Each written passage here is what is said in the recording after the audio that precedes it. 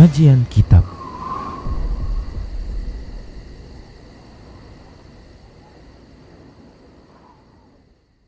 Bismillahirrahmanirrahim. Assalamualaikum warahmatullahi wabarakatuh. Innal hamdalillah nahmaduhu wa nasta'inuhu wa nastaghfiruh wa na'udzu billahi min shururi anfusina wa sayyiati a'malina may yahdihillahu fahuwal muhtadi wa may yudlil falan tajida lahu waliyyan mursyida.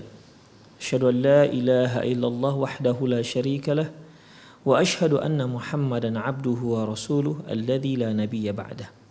Wa qala Allah subhanahu wa ta'ala ya ayyuhalladzina amanu taqullaha haqqa tuqatih wa la tamutunna illa wa antum muslimun.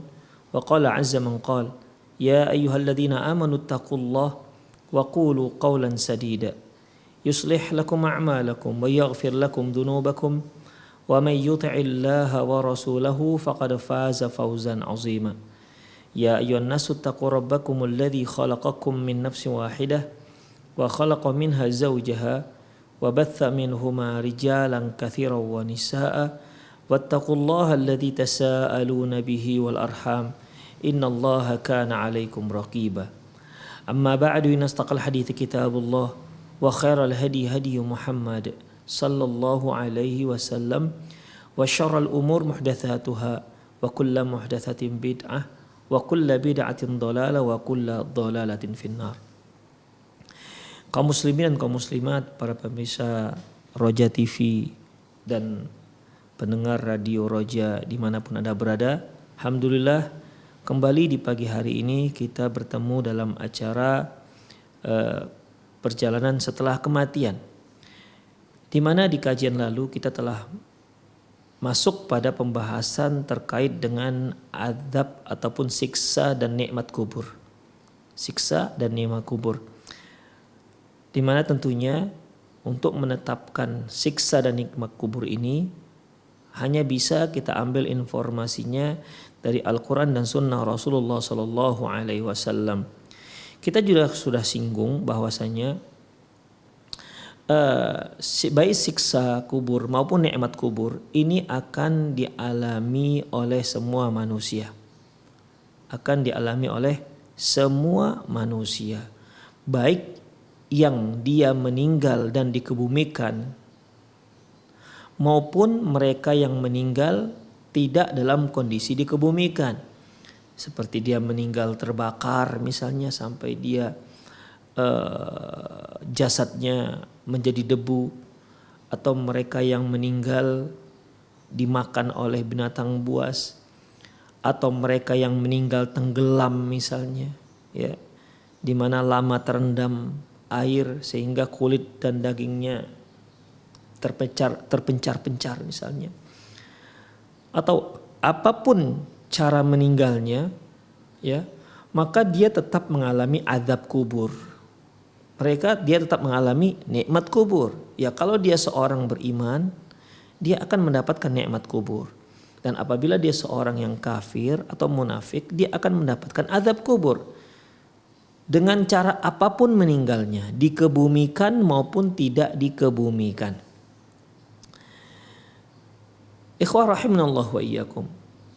Inilah salah satu hal yang akhirnya ada orang-orang yang tidak percaya dengan adanya azab kubur. Padahal Al-Quran dan Rasulullah Sallallahu Alaihi Wasallam dengan tegas dan sangat gamblang menjelaskan tentang adanya azab kubur. Ini dikarenakan menurut mereka bahwasanya tidak masuk akal mereka, ya, tidak masuk akal mereka. Bagaimana mungkin seorang yang mati dibakar kemudian berubah menjadi debu dan debunya diterbangkan ke hawa, lantas kemudian dia mendapatkan azab kubur sementara dia tidak dikubur, ya, sementara dia tidak dikubur. Demikian ikhwah, sehingga atas modal akal itulah mereka mengingkari adanya azab kubur. Wa ankarat al-malahidah wa man tamadhhaba bimadhhabil falasifat minal islamiyyin adzab al-qabri. Adapun orang-orang ateis dan orang-orang filosofi, orang-orang filosof, ya, mereka mengingkari adanya azab kubur. Wa qalu laisa lahu haqiqah. Mereka katakan azab kubur itu tidak hakiki. Ya, mungkin untuk mereka azab kubur itu hanya berupa simbol-simbol untuk makna-makna tertentu. Tidak hakiki adanya azab di dalam kuburan seseorang. Wahtajju bidzalika bi annahum yaftahuna al-qubur fala yarawna syai'an mimma akhbarat bihin nusus. Alasan mereka pernah membongkar kuburan. Ternyata mereka tidak melihat apa yang diberitakan oleh nas-nas, tidak menjumpai apa yang diceritakan oleh baik Al-Quran maupun hadis Rasulullah Sallallahu Alaihi Wasallam. Ikhwah rahimanallahu wa iyyakum, sudah sering kita singgung bahwasanya ketika kita bicara masalah ilmu gaib, masalah gaib, maka akal pikiran kita itu akan sangat terbatas untuk bisa menjangkaunya. Ya, sangat terbatas. Saya ulangi bahwasanya kalau kita sudah bicara masalah gaib, maka akal dan pikiran kita itu sangat terbatas untuk menjangkaunya. Seperti yang kita katakan tadi bahwasanya dalam sebuah hadis bahwasanya Rasulullah Shallallahu Alaihi Wasallam menyatakan setelah ruh dicabut dan dinaikkan ke langit, lantas nanti dikembalikan ke jasadnya. Oke lah kalau jasadnya jasad orang yang memang normal dikebumikan di sebuah kuburan.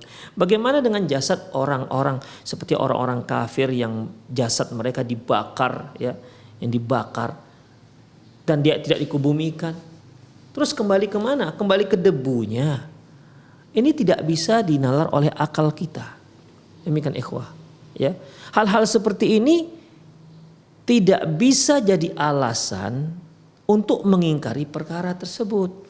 Karena nggak masuk akal, lantas kita mengingkari hal-hal seperti ini. Ikhwah, kalau seandainya kita jadikan akal kita sebagai standar kebenaran, maka banyak sekali perkara-perkara yang harus kita ingkari. Tidak hanya masalah gaib, bahkan urusan dunia kita pun harus kita ingkari. Terlalu banyak ikhwah, terlalu banyak. Ikhwah rahimanallahu wa iyyakum. Makanya tidak bisa akal itu dijadikan standar untuk menetapkan kebenaran, standar untuk dijadikan sebagai sumber kebenaran. Ini dikarenakan akal manusia itu terbatas. Kemudian di samping itu akal itu ikhwah punya keterbatasan berbeda yang satu dengan yang lain. Ya, punya keterbatasan yang berbeda yang satu dengan yang lain. Ikhwah rahimanallahu wa iyyakum. Coba perhatikan bagaimana iblis menjadi sesat gara-gara dia andalkan akalnya. Ketika Allah Subhanahu wa taala katakan kepada si iblis, malaikat, ya, wa idz qulna lil malaikati isjudu li adama fasajadu illa iblis. Ketika kami berkata kepada malaikat, sujud kalian kepada Adam, maka semuanya sujud. Semua malaikat sujud illa iblis, kecuali iblis. Aba wastakbara wa kana minal kafirin. Dia enggan dan dia takabur, tidak mau sujud kepada Adam, padahal Allah Subhanahu wa taala yang memerintahkan. Wa kana minal kafirin, dia mengingkari perintah Allah Subhanahu wa taala. Si iblis mengingkari perintah Allah Subhanahu wa taala.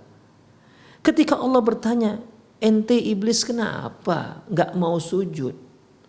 Ma mana'aka alla tasjuda id amartuk?" Apa yang menghalangi kamu untuk sujud padahal aku yang perintahkan? Mulailah si iblis menggunakan akal. Dia mencerna, memahami perintah Allah, kelayakan dan tidaknya dengan akalnya. Bayangkan ikhwah, perintah Allah suruh sujud, dia nalar dengan akalnya, apakah layak perintah itu dipatuhi ataukah tidak. Na'udzubillah min dzalik. Apa katanya? Kata si iblis, ana khairum minhu. Aku lebih baik ketimbang si Adam. Apa hujah si iblis mengapa dia memiliki kesimpulan bahwasanya dia lebih baik ketimbang Adam? Alasan dia menurut akal pikiran si iblis, khalaqatani min nar wa khalaqatahu min tin. Karena kenapa aku lebih baik? Karena engkau ciptakan aku dari api dan engkau ciptakan si Adam dari tanah. Menurut akalnya si iblis, ya, menurut nalarnya si iblis, bahwasanya tidak layak sesuatu yang diciptakan dari api sujud kepada sesuatu yang diciptakan dari tanah.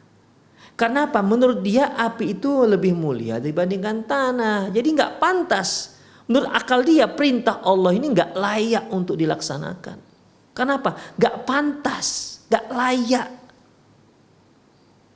Demikian ikhwah. Jadi seharusnya sebaliknya. Kalau si Adam sujud kepada iblis itu baru pas menurut akalnya si iblis. Na'udzubillah min dzalik. Perintah Allah dinalar kelayakannya dengan akal. Na'udzubillah. Ini sangat berbahaya ikhwah. Orang bisa murtad kalau dia seperti ini bermuamalah dengan wahyu Allah Subhanahu wa taala. Kalau dia bersikap terhadap Quran, terhadap hadis Rasulullah SAW dengan seperti ini, maka dia bisa murtad dari agama Islam. Ikhwah rahimanallahu wa iyyakum. Ya. Akhirnya coba kita lihat bagaimana gara-gara mengandalkan akal si iblis kan jadi takabur. Menolak perintah Allah kan takabur. Kemudian ujub, merasa dia lebih hebat. Gara-gara apa? Tuh gara-gara akal. Demikian ikhwah. Kan kalau ada seorang berbuat baik kemudian dia menganggap dirinya wah lebih baik dibandingkan yang lain. Itu kan karena akal dia. Padahal belum tentu dia lebih baik daripada orang lain. Demikian. Allah Subhanahu wa taala selalu mewanti-wanti jangan seperti itu. Jangan menganggap diri lebih baik. Itu gara-gara akal yang keliru.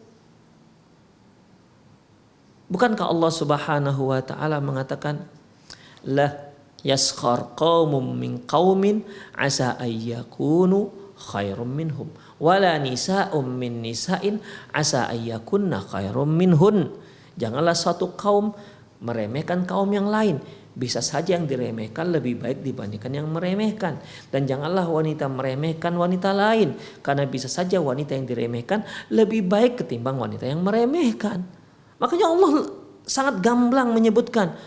Fala tuzakku anfusakum. Jangan kalian anggap bersih diri kalian. Huwa a'lamu bimanittaqa. Dia lebih tahu siapa yang lebih bertakwa. Fala tuzakku anfusakum. Jangan kalian anggap bersih diri kalian. Huwa a'lamu bimanihtada. Dia yang lebih tahu siapa yang mendapatkan hidayah dan petunjuk dari Allah Subhanahu wa taala.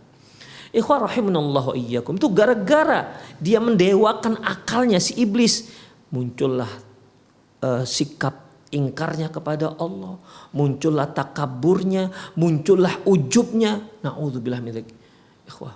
Oleh karena itu akal jika dijadikan sebagai sumber kebenaran maka akan menjadi manusia-manusia seperti iblis. Ikhwah rahimanallahu wa iyyakum. Oleh karena itu akal enggak bisa berjalan sendiri. Akal tidak bisa berjalan sendiri. Dia harus dibimbing oleh wahyu. Harus dibimbing oleh wahyu. Harus disitir oleh wahyu. Kalau enggak dia akan menuju jalan yang sesat. Dan ingat jalan sesat itu ujungnya adalah neraka jahanam. Jadi kalau menurut mereka bahwasanya azab kubur nggak bisa diterima gara-gara mereka pernah membongkar kuburan tapi ternyata tidak mereka dapati apa yang disebutkan dalam Al-Quran dan apa yang disebutkan dalam Sunnah Rasulullah Sallallahu Alaihi Wasallam. Jelas ini membantah Al-Quran dan Sunnah dengan akalnya. Demikian ikhwah. Bukan kan si iblis membantah perintah Allah dengan akalnya. Nah ini berhujah dengan seperti itu. Mereka menganggap bahwasanya alam kubur itu sama seperti alam kita di dunia. Mengapa mereka berpikir seperti itu? Karena memang daya nalar kita itu daya imajinasi kita itu terbatas dengan apa yang ada kita ketahui. Ya. Hanya terbatas dengan apa yang kita ketahui. Lebih daripada itu kita tidak tahu. Itu masih ilmu-ilmu dunia, ikhwah rahimanallah wa iyyakum. Ya. Jadi dia ini membantah adanya azab kubur dengan kenyataan yang menurut mereka itulah sebagai hujah untuk membantahnya. Jelas sangat keliru. Di sini Allah Subhanahu wa taala bicara masalah alam barzakh, bukan bicara masalah alam dunia. Sedangkan alam dunia saja banyak hal yang enggak masuk akal kita. Apalagi alam barzakh. Wa ankara aidha al-khawarij wa ba'dul mu'tazilah. Dan demikian juga masalah azab kubur juga diingkari oleh orang-orang Khawarij dan sebagian Mu'tazilah. Kad Durar bin Amr, seperti Durar bin Amr dan Bishr al-Muraisi. Wa khalafahum jami'u ahli sunnati wa aktsarul Mu'tazilah. Dan pendapat mereka seperti ini mengingkari adanya azab kubur itu jelas diselisih oleh seluruh ahli sunnah. Ahli sunnah meyakini bahwasanya azab kubur itu ada. Loh, kenapa ada? Mudah jawabannya. Kenapa ada? Jawabannya mudah. Karena ada dalam Al-Quran dan ada dalam sunnah Rasulullah Sallallahu Alaihi Wasallam. Bahkan umumnya orang Mu'tazilah juga mengingkari mereka. Sebagian orang Mu'tazilah juga menerima adanya azab kubur. Demikian ikhwah rahimani Allah wa iyyakum. Wa haula'i kadzdzabu bima lam yuhitu bi'ilmi. Mereka itu orang-orang yang lancang karena mendustai, tidak mau percaya dengan perkara yang tidak masuk akal dia. Jadi mereka telah menjadikan bahwasanya standar penerimaan kebenaran itu dengan akalnya. Wa qad dhanna haula'i anna absarahum yumkinu an tara kulla syai'. Mereka mengira bahwasanya mata mereka itu bisa melihat segala sesuatu. Ikhwah, a'azinallahu wa iyyakum. Mata kita ini punya keterbatasan. Banyak hal yang gak bisa kita lihat. Bahkan benda besar sekalipun gak ada yang gak bisa kita lihat. Apa itu misalnya? Benda yang ada di balik tembok. Seperti saya berada di studio ini dikelilingi oleh tembok. Demikian. Ketika lewat kendaraan hanya bisa diketahui oleh telinga saya, mata saya nggak mengetahui. Padahal gede itu mobilnya. Kenapa nggak bisa? Karena mata kita terbatas. Ya. Itu suatu hal yang benda-benda konkret, ikhwah, benda-benda konkret yang bisa kita lihat nyata. Ternyata hanya dengan dihalangi oleh tembok, dihalangi oleh dinding, kita sudah tidak mampu untuk melihatnya. Lemah manusia, ikhwah. Wa anna asma'ahum yumkinu an tasma'a kulla syai'. Dan mereka mengira bahwasanya pendengaran mereka bisa mendengar semuanya. Tentu tidak, ikhwah. Oke, kita bisa mendengar. Tapi seberapa kilohertz yang bisa kita dengar?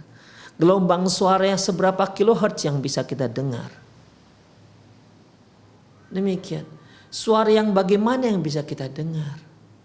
Banyak suara, terlalu banyak suara yang gak bisa kita dengar. Itu di alam nyata dari benda-benda yang konkret, dari benda-benda yang konkret yang nampak di mata kepala kita. Kemudian, wa nahnul yawm na'lamu min asraril kaun makanat asma'una wa absaruna ajizatun anis sima'ihi wa ru'yatihi. Dan kita lihat hari ini, ikhwah, kita mengetahui rahasia-rahasia alam semesta, di mana itu semua tidak bisa kita dengar, di mana pendengaran kita, penglihatan kita itu sulit untuk melihatnya. Mata kita nggak bisa melihatnya, telinga kita nggak bisa melihatnya, telinga kita nggak bisa mendengarnya. Demikian ikhwah, seperti kita lihat misalnya adanya kuman, adanya bakteri. Sebelum adanya mikroskop, ya, kita nggak bisa melihat bakteri. Dan alhamdulillah setelah ada mikroskop barulah kita ketahui adanya bakteri ternyata. Itu alam nyata ikhwah rahimanallahu wa iyyakum. Oleh karena itu ikhwah azzallahuikum, wa man amana billahi saddaqa khabarah. Barang saya beriman terhadap Allah, dia pasti akan mempercayai berita-berita yang diberitakan oleh Allah Subhanahu wa taala kepada kita. Oleh karena itu ikhwah rahimanallahu wa iyyakum, ya. Kita nggak bisa mengandalkan semua potensi kita untuk mengetahui segalanya, nggak bisa. Ikhwah, manusia sebagaimana yang kita ketahui bentuknya, dia punya potensi, seluruh potensi itu, seluruh sumber dayanya, ya, itu semua terbatas, semua terbatas. Dia punya kaki yang membawanya untuk berjalan. Dan itu ada batasannya. Kalau dia berjalan hingga nanti satu titik, dia tak mampu lagi berjalan. Dia punya tangan yang bisa bekerja dengan tangan. Bisa. Tapi nanti tangan ini punya satu titik di mana dia lemas. Lemah, habis dayanya, habis kekuatannya. Tidak mampu lagi untuk bergerak. Punya batasan untuk bergerak. Apalagi ikhwah, mata bisa melihat. Tapi akan ada satu titik di mana mata tak mampu lagi melihat. Harus memakai peralatan yang canggih untuk bisa melihat yang lain. Oke, tapi apakah peralatan canggih itu juga bisa melihat semuanya? Ternyata kan juga tidak. Peralatan secanggih-canggihnya tetap ada batasannya. Tetap ada batasannya. Demikian ikhwah rahimanallahu iyyakum. Pendengaran, ya kita bisa mendengar suara-suara.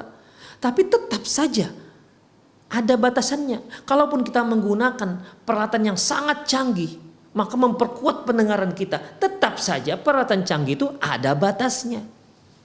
Demikian ikhwah rahimanallahu wa iyyakum. Kejadian seperti hilangnya kapal Nanggala, kapal selam Nanggala, baru dapat beberapa waktu yang lalu. Setelah sekitar 3 hari lebih hilang. Mana kehebatan daya lihat manusia? Mana kehebatan daya dengar manusia? Mana kehebatan daya deteksi manusia dengan menggunakan peralatan canggih? Tetap berbatas ikhwah. Terbatas. Dengan menggunakan radar lah, apalah namanya, tetap terbatas. Tidak tak terbatas. Tidak tak terbatas, tapi tetap terbatas ikhwah. Buktinya baru dapat. Itu menunjukkan kita itu sangat lemah. Ya. Demikian juga akal. Akal kita itu punya batasan. Terkadang akal seseorang sampai titik B misalnya. Tapi ada orang yang akalnya sampai titik D. Ada lagi sampai titik F, tapi tetap berbatas. Ya, tetap terbatas. Ikhwah rahimanallahu wa iyyakum. Saya berikan contoh, ya. Saya berikan contoh misalnya kondisi sekarang saja kita lihat. Kondisi kita sekarang, ya, di alam teknologi yang sangat canggih yang luar biasa, di mana ikhwah, oke, di hadapan kita misalnya ada MP3 misalnya, ya, MP3, di mana hanya dengan alat yang sangat kecil itu bisa mengeluarkan suara dengan file yang bahkan suara ini bisa terus keluar sampai sekian puluh jam. Hanya dengan sebuah flash disk misalnya. Bayangkan beberapa tahun yang lalu. Bayangkan dengan 20 tahun yang lalu. Kita kalau ingin menyimpan tilawah 30 juz. Saya masih ingat lagi ikhwah. Kita butuh kaset. Kaset itu bisa sampai 30 kaset. Tempatnya besar 30 kali 30 cm. Dan juga harus ada tape recorder. Dan itu gede. Demikian ikhwah rahimanallahu iyyakum. Sekarang hanya dengan kecil saja, Masya Allah, colokkan dikit bisa 1 harian dia mengeluarkan suara tilawah selama HP-nya tidak lowbat. Coba ikhwah, itu kemajuan teknologi, ya, kemajuan teknologi. Sekarang nggak usah teknologi yang sekarang, teknologi yang lama saja, kaset yang di situ pakai pita, ada side A, side B, kan dulu begitu ya, ada stereo, ada mono. Bagaimana cara kerjanya? Tanyakan kepada mereka. Apakah mereka semua tahu? Nggak ada yang tahu, tapi yang pernah belajar. Ya, saya dulu alumni STM, elektronika komunikasi. Dulu teknologinya masih kaset, di mana di pita kaset itu ada medan magnet. Kemudian medan magnet itu akan menyentuh head inilah yang nanti merubah medan magnet merubah menjadi listrik. Kemudian listrik dimasukkan ke power ampli-nya. Power ampli kemudian mengeluarkan nanti listrik lebih besar. Kemudian listrik tersebut dirubah menjadi suara lagi oleh loudspeaker. Demikian, itu cara kerjanya ikhwah. Tapi apakah semua orang tahu ini? Tidak kan? Itu teknologi yang sudah sangat lama. Ya. Teknologi yang sudah sangat lama, ikhwah rahimanallah wa iyyakum. Sekarang kan tidak seperti itu, teknologi yang terbaru. Kita kan biasanya user, kita hanya bisa memakai. Kita hanya pemakai. Kalau ditanya, kenapa ya kok bisa? Kenapa kok bisa seperti ini? Hanya dengan mencolokkan flash disk, keluar deh suara bisa puluhan jam. Kok bisa ya? Kan gak semua kita bisa menerangkannya. Gak semua kita bisa menjelaskannya. Itu nalar kita. Mungkin orang yang memang ahli di situ dia bisa menjelaskan. Itu tandanya nalar kita itu terbatas sampai di situ. Nalar dia dalam masalah ini ya lebih tinggi dibandingkan kita. Daya imajinasi seorang itu bisa berbeda. Ikhwah rahimanallahu wa iyyakum. Sesuai dengan apa yang dia lihat dan sesuai dengan apa yang dia pelajari. Demikian ikhwah azallahu iyyakum. Banyak hal di depan kita itu, ya, banyak hal di depan kita tidak bisa kita nalar, kita hanya tinggal make. Seperti buku nih ya, buku. Kalau dulu, kalau kita mau nulis buku yang bagus, kita dicetak, itu kan pakai mesin tik. Nampaklah itu mata-mata mesin tiknya yang mengetuk karbon, pita karbon, sehingga pita karbon itu yang membentuk huruf-huruf, ya tek tek tek tek.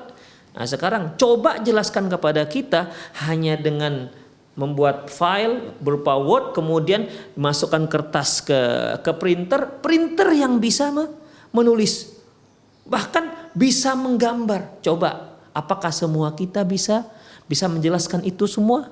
Enggak semua yang ahli. Tandanya kita, daya nalar kita berbeda dengan dia. Itu ikhwah, itu perkara-perkara yang ada di hadapan kita, benda-benda yang konkret yang kita pakai setiap hari.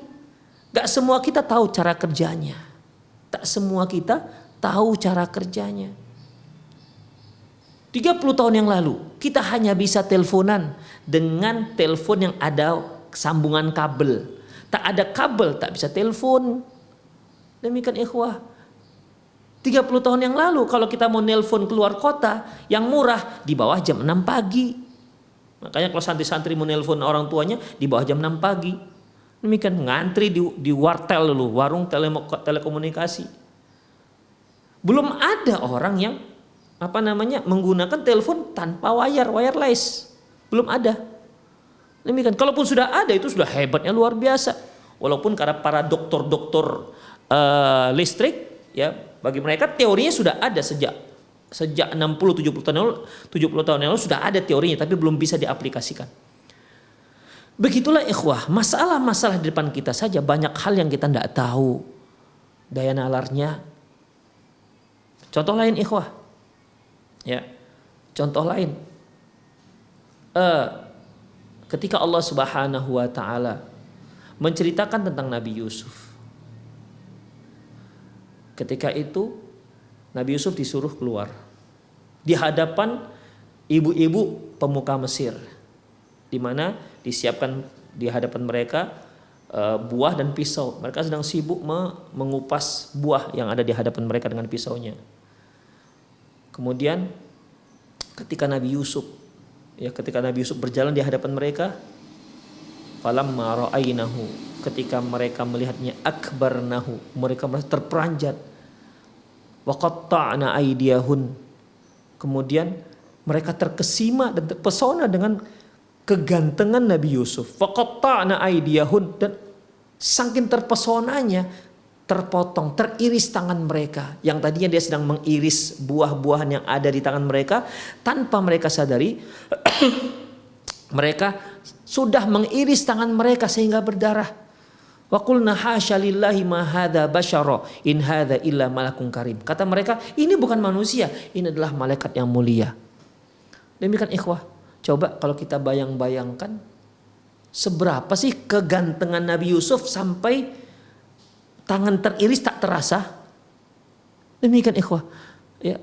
Kalau sekarang seganteng-gantengnya orang ikhwah, ya tetap saja terasa walaupun terkena jarum.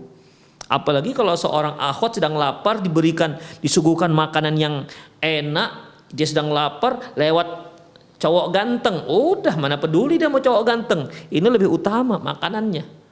Demikian ikhwah. Jadi sekarang masalahnya, siapa yang bisa membayangkan tuh wajah Nabi Yusuf yang sampai seperti itu? Ya, yang sampai seperti itu. Itu kenyataan, ikhwah. Itu kenyataan yang terjadi. Itu masih ada di alam dunia loh, ikhwah. Masih ada di alam nyata kita sekarang, di alam kita ini. Masih banyak hal-hal yang kita tidak tahu. Demikian. Makanya daya manusia itu punya potensi yang berbeda-beda. Ya, berbeda-beda, dan dia punya batas akhir di mana setelah batas ini nalar kita tidak mampu lagi untuk memikirkannya. Tidak mampu. Jadi bagaimana? Setelah ini hanya ada apa? Keimanan kepada Allah Subhanahu wa taala jika ada sumbernya dari wahyu dan sunnah Rasulullah sallallahu alaihi wasallam. Demikian ikhwah, para pemirsa rahimani Allah wa iyyakum. Jadi jangan sekali-sekali menjadikan akal sebagai sumber akidah. Niscaya akan sesat seperti iblis. Akan sesat seperti iblis. Karena daya nalar kita itu terbatas.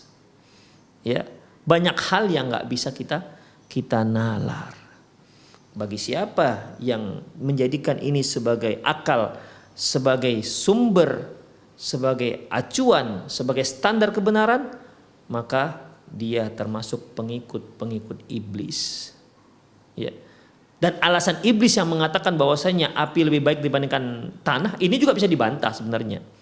Ya, waktu itu daya nalar iblis mengatakan bahwasanya api lebih baik dibandingkan tanah. Kalau kita katakan, siapa bilang api lebih baik daripada tanah? Siapa yang begitu? Siapa yang mengatakan? Bisa kita katakan bahkan tanah lebih baik dibandingkan api. Kita bantah akalnya si iblis dengan akal kita juga. Coba, kehidupan dunia ini itu kan sumber dari tanah. Manusia hidup dari tanah, makan dari tanah, air dari tanah. Demikian ikhwah, api bisa membakar. Dia hanya dibutuhkan untuk beberapa hal saja. Tapi tanah nggak bisa orang hidup tanpa tanah. Demikian. Jadi apa? Tanah lebih baik dibandingkan dibandingkan api. Jadi keliru menurut akal kita, keliru akalnya si iblis. Demikian. Jadi akal itu bisa saja dibantah. Ikhwah rahimanallahu wa iyyakum. Tapi kalau wahyu nggak bisa dibantah. Ya. Kalau wahyu katakan begini, maka sami'na wa amanna. Kita beriman dan kita mendengar dan kita beriman dengan wahyu tersebut. Jangan kita akal-akalin. Kalau nggak masuk akal kita, sudah kita beriman. Ya, kita beriman. Dan ingat para pemirsa, ingat satu kaidah. Ya, syariat itu datang membawa hal-hal yang menakjubkan. Bukan hal-hal yang mustahil. Ya. Syariat datang membawa hal-hal yang bukan mustahil, tapi tidak dinalar oleh akal. Demikian ikhwah. Ya, akal nggak bisa menalarnya, tapi bukan berarti mustahil.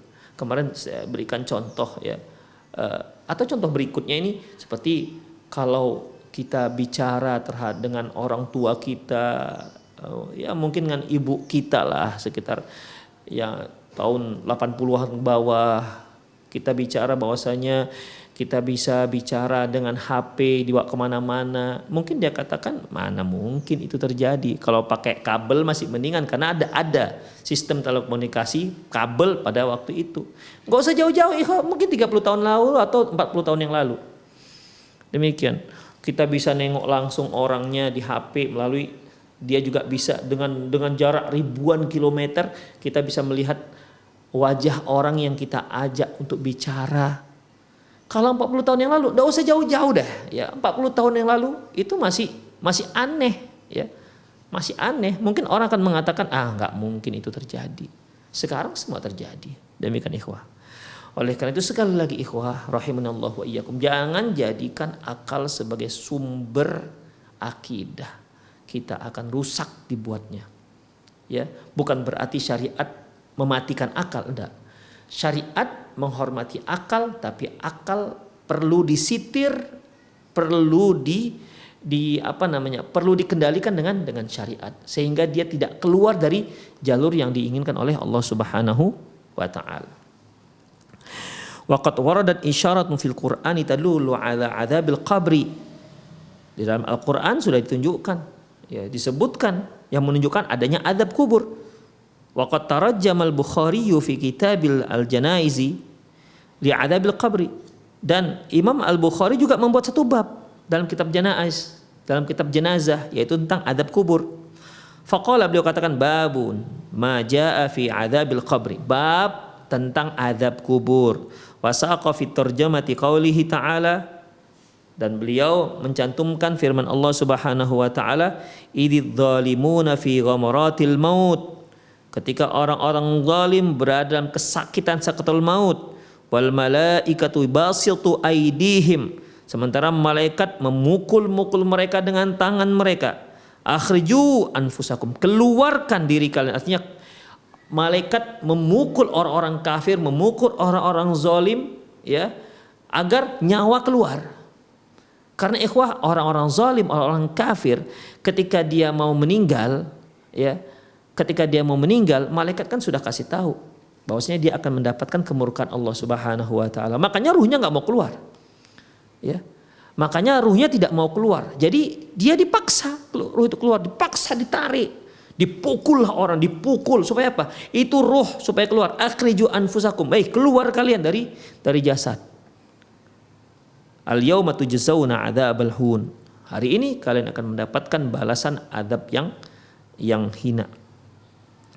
Allah Subhanahu wa ta'ala firman, kemudian beliau juga menyebutkan firman yang lain, sanu'adzibuhum marrataini tsumma yuradduna ila adzabin 'adzim, dan kami akan mengadab mereka, menyiksa mereka 2 kali, kemudian mereka akan dikembalikan kemudian di hari kiamat nanti, maksudnya akan dikembalikan di adab yang lebih besar. At-Taubah 101.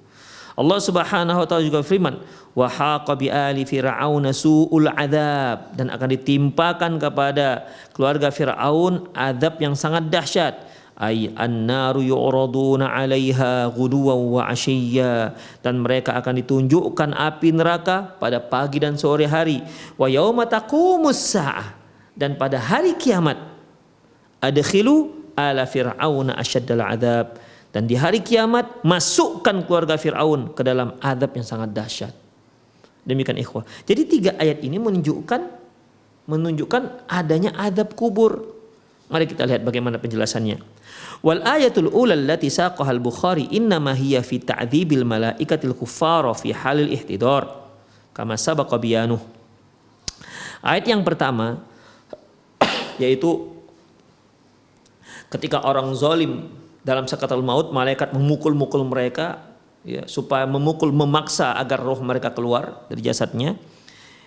Yaitu malaikat sedang menyiksa orang-orang kafir, ya, sebagaimana sudah dijelaskan.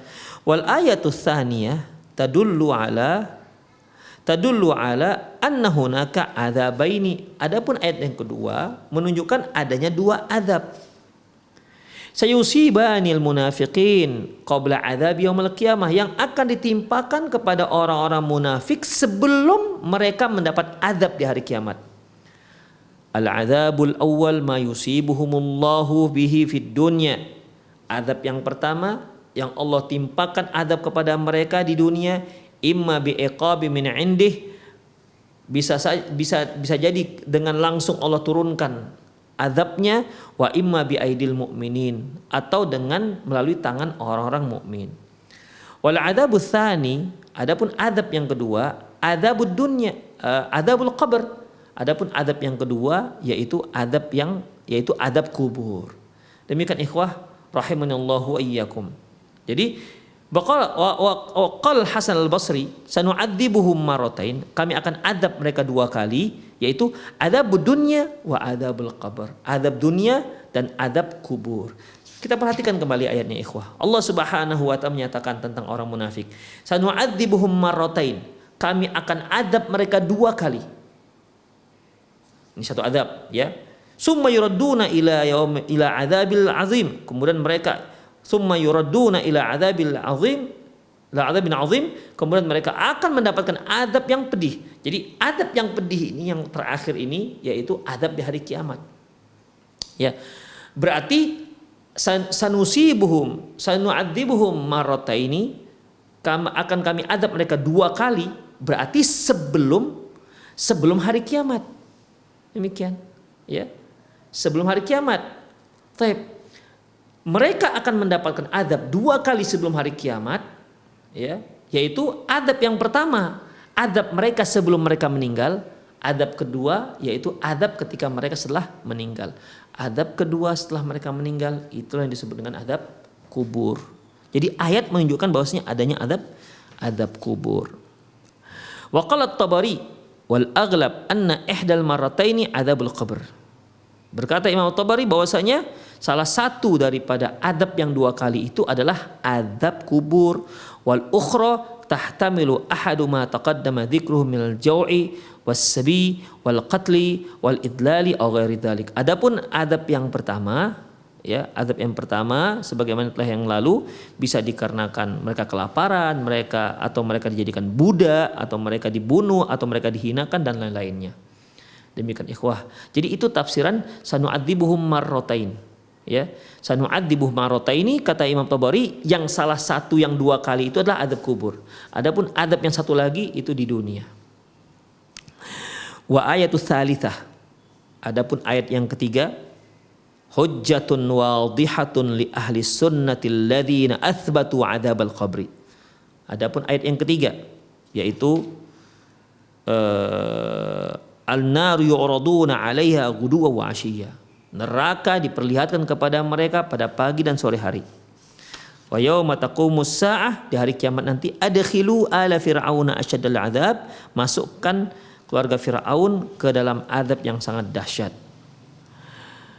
Fa innal haqqa tabaraka ta'ala qarrara anna ala fir'auna yu'raduna 'alan nari ghuduwan wa 'ashiyya. Bahwasanya Allah Subhanahu wa taala menetapkan bahwa keluarga Firaun akan diperlihatkan kepada mereka api neraka pagi dan sore hari. Wa hadza qabla yaumil qiyamah, dan ini sebelum hari kiamat. Li'annahu qala ba'da dzalik, karena Allah setelah itu mengatakan, ya, saya ulangi, an-naru yuraduna 'alaiha ghuduwan wa 'ashiyya. Allah memperlihatkan kepada keluarga Firaun api neraka di pagi dan sore hari. Setelah itu Allah katakan, wa yauma taqumus saah, nanti setelah terjadinya hari kiamat, adkhilu ala fir'auna asyaddal 'adzab, masukkan keluarga Firaun ke dalam azab yang sangat dahsyat. Demikian Ghafir ayat 36. Qala al-Qurtubi jumhur ala anna hadzal 'ard yakunu fil barzakh. Jumhur para ulama, mayoritas para ulama menyatakan bahwasanya keluarga Firaun diperlihatkan api neraka pagi dan sore hari, ini adalah di alam barzakh, dan itulah azab kubur. Wa huwa hujjatun fi tathbiti adzabal qabri. Ini merupakan hujjah, penjelasan yang sangat jelas tentang penetapan adanya azab kubur. Wa minal isyaratil qur'aniyatil wadihati dalati ala fitnatil qabr.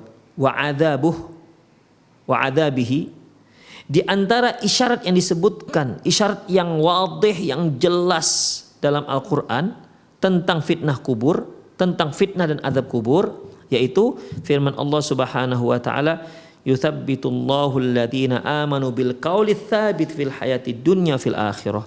Allah Subhanahu wa taala menetapkan, memberikan keteguhan kepada orang-orang beriman dengan ucapan yang teguh fil hayati dunya, di kehidupan dunia, wa fil akhirah, dan di hari akhirat. Ibrahim ayat 27. Fa fil hadisi alladhi yarwihi al-Barra bin Azib, dalam hadis yang diriwayatkan oleh Barra bin Azib radhiyallahu anhuma anin Nabi sallallahu alaihi wasallam, qala, dia berkata, idza uq'idal mu'minu fi qabrihi utiya thumma syahida alla ilaha illallah wa anna muhammadar rasulullah. Apabila orang mukmin didudukkan dalam kuburannya, kemudian dia pun didatangi, lantas dia akan bersaksi tiada ilah yang berhak disembah kecuali hanya Allah dan Muhammad Rasulullah. Fadzalika qauluhu, inilah firman Allah, yutsabbitullahu alladhina amanu bil qauli tsabit. Allah meneguhkan orang-orang beriman dengan ucapan yang teguh, yaitu ucapan la ilaha illallah.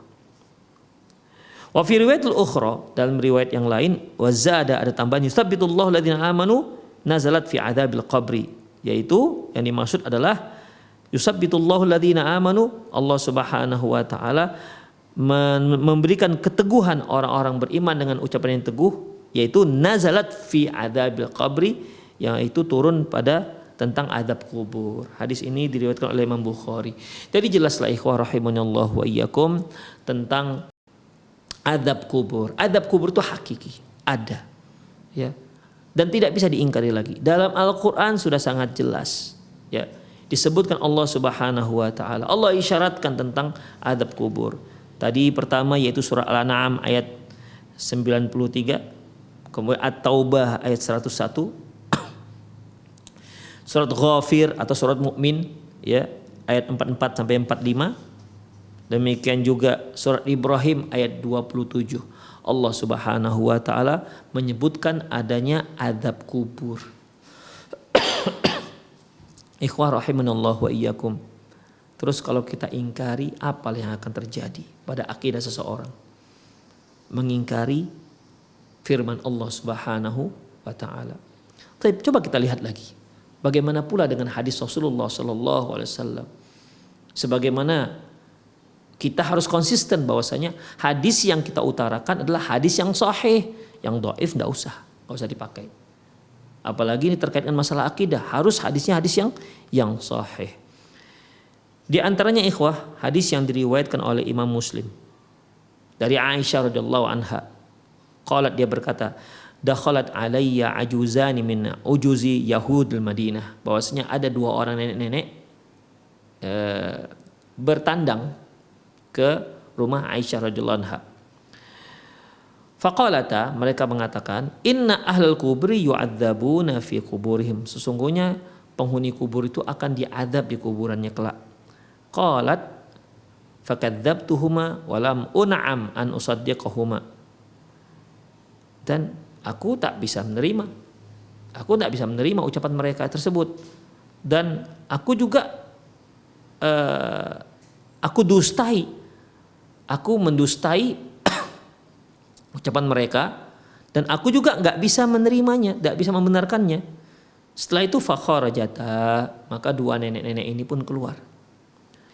Wa dakhala Rasulullah SAW, setelah itu masuklah Rasulullah SAW.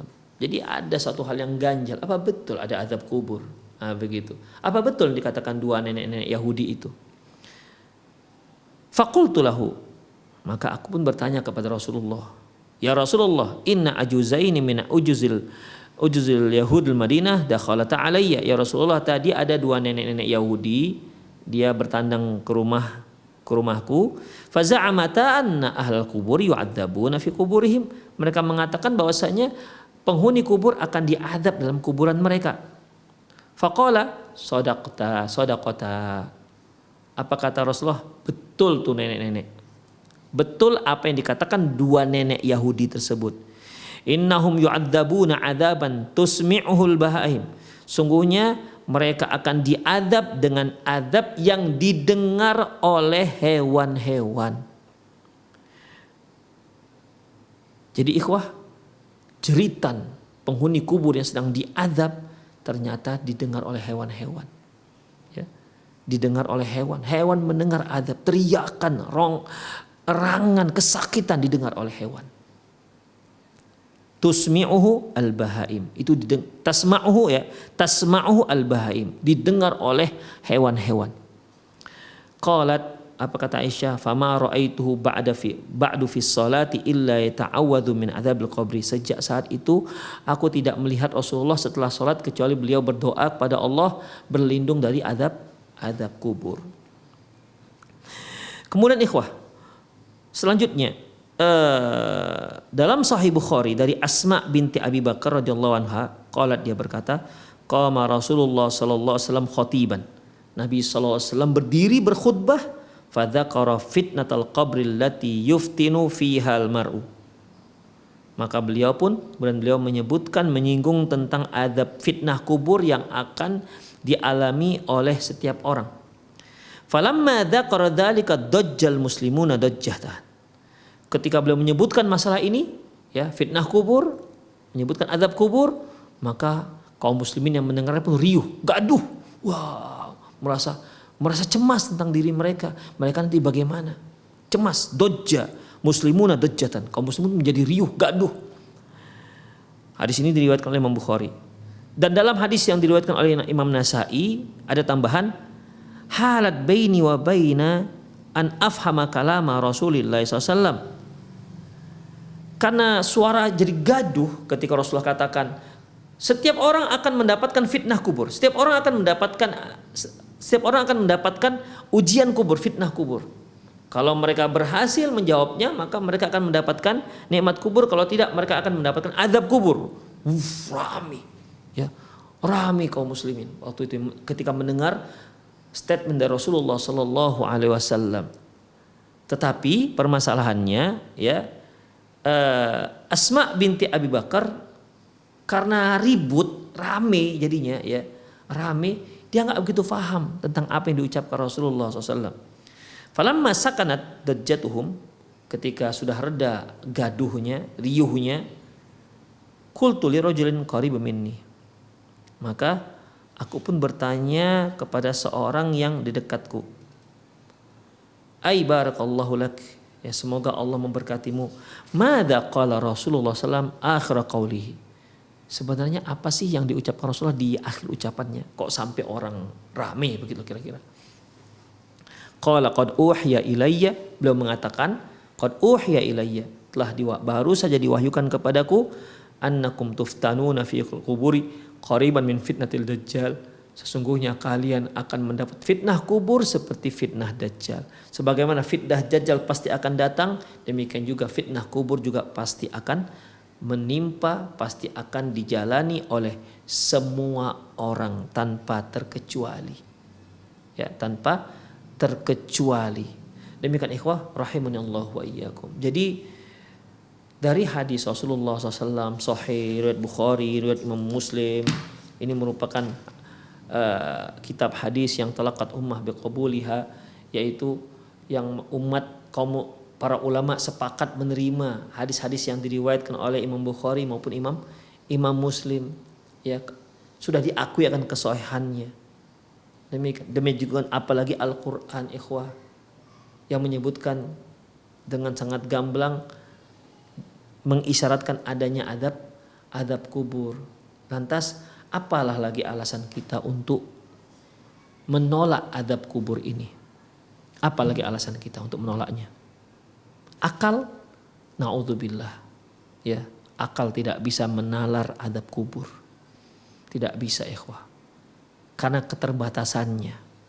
Seperti yang pernah saya singgung bahwasanya seorang itu bisa menalar dikarenakan pengalamannya, dan dia juga atau informasi dari orang lain.